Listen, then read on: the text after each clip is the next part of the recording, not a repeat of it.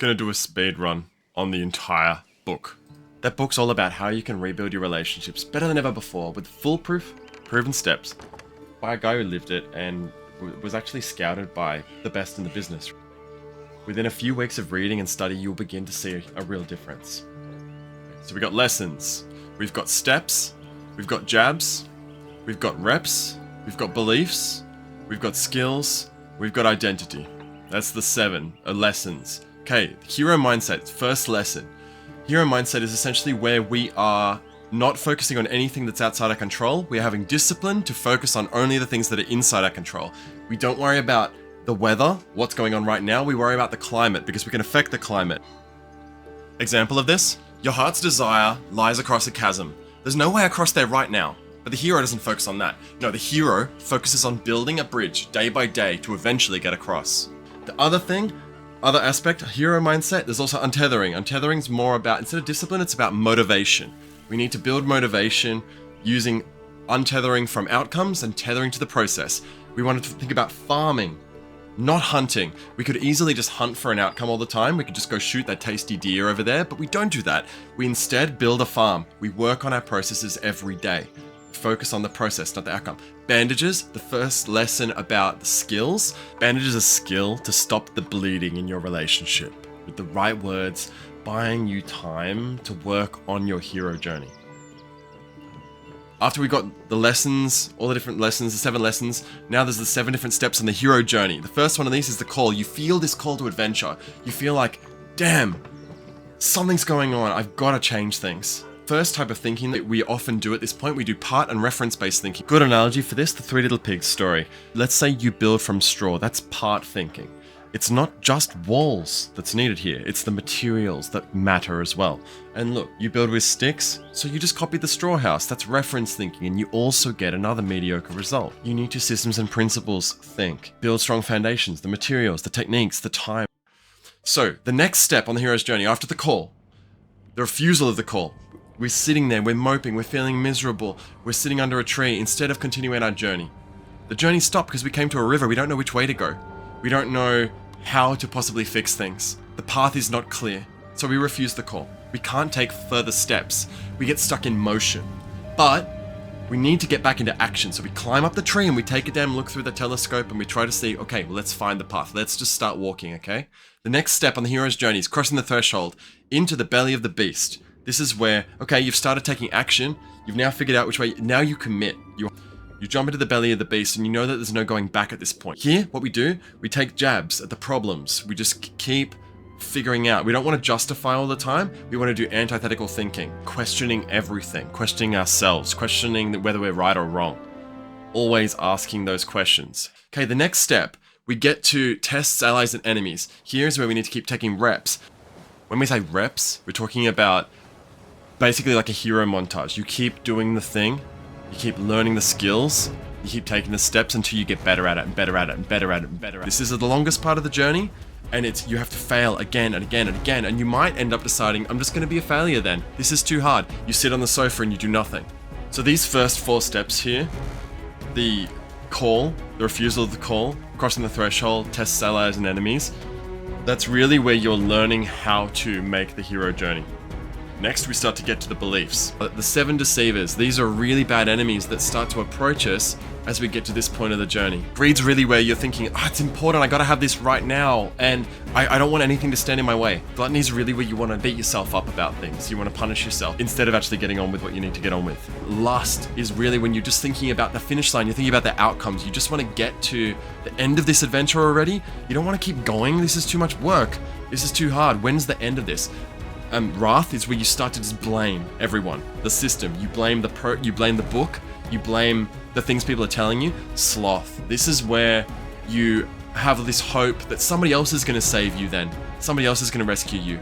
And that pride, that's where you feel like, I know best, actually. I'm not all that bad. I'm actually a pretty cool guy. I don't understand what the problem is. Why has everyone got a problem? It's not me, it's them. Envy. This is where you start to think, God, everyone else has got it so easy, don't they? Their situation, I would be fine if I had their situation. They don't have to deal with what I have to deal with. They've got plenty of opportunities all the time. Things are easy for them. So these deceivers stop us from focusing on the process, the steps, the journey. This is the hero's journey, really, is overcoming these and then getting to the other enemies, which come a little bit later on, okay? This is the approach. This is the next step in the hero's journey where you actually you're beginning to form your beliefs and you're approaching the part of the journey where you have to fight other enemies now.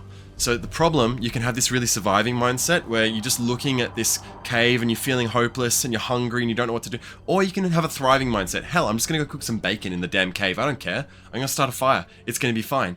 I'm going to kick it.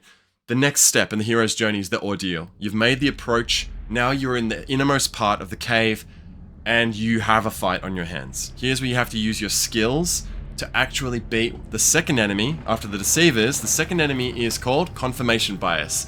This is really, I think of this as a dragon. The person that you're trying to help, the person that you're in conflict with, is not actually the enemy. Confirmation bias is a misunderstanding of your intentions and believing the worst of you, usually due to a long build-up of evidence. The thing you want to focus on here is you don't want to be defensive, you want to fearlessly continue to campaign, to continue to use your skills to help this person. The next step, the last step of the hero's journey, is the resurrection and return. You think everything's over, you've saved people from the dragon, but no. You're cast down, you've got arrows in your back, your sword is broken. It's the most hopeless point in the journey because here comes the last enemy, entropy. This gets us when we relax and problems return with a vengeance. And here's where you have to build this identity, this strong identity. The last lesson here is around identity because you can't be this static person. You can't just work on some things and then stay who you are. You have to continually become someone better and better and reforge your identity, so that this can be your lifestyle now. This can stay forever. So virtues that counteract the different vices there, the different deceivers. We've got kindness to counteract greed. We've got temperance to counteract gluttony. We've got modesty to counteract lust. We've got patience to counteract wrath. Those two feed into each other like a whirlpool. Anger towards the deceivers. Reps to get rid of them. Hope to counteract hope. It's funny because it's hope from within, not hope from without. And then faith to counteract pride. And love to counteract envy. Alright.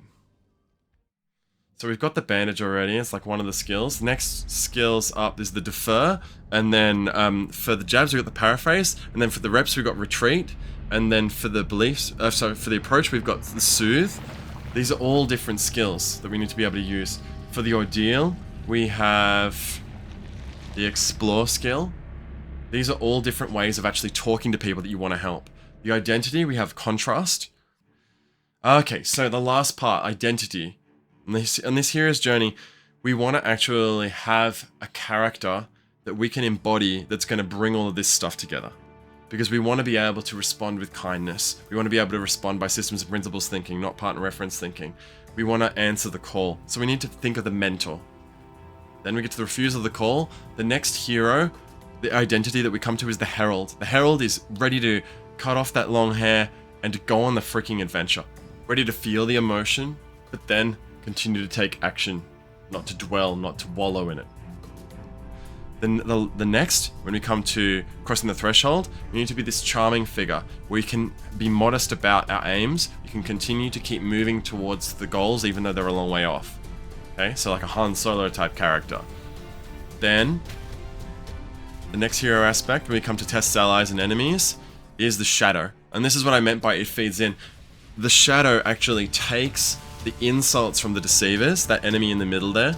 It takes that wrath and that anger and turns it into more reps, into more work, into more hard work. The trickster is someone who's always ready to keep believing in a way forward, in a positive. No matter how dire things are, they grin, they smile, they come up with new ways of looking at the situation. This low-key kind of character who can't be repressed. Now, for the ordeal, we need to become the ally. We need to be like Samwise Gamgee, ready to pick up the people that we care about and carry them out of there. Even when we can't do the job for them, we can carry them. The last one is this guardian identity, where it's like you've got roots growing into the ground. You're kind of like this everlasting, like an ant. You're going to keep going forever, continually fighting entropy. This guardian who doesn't need reward, but is just going to keep doing this because it's what they love doing. All right. And that is the absolute crash course of this whole thing. And I'm going to go into each of these topics in a lot more detail. If you'd like to follow the journey through these 7 lessons and 7 sub lessons each and start your own journey towards healthier relationships, happy relationships, subscribe.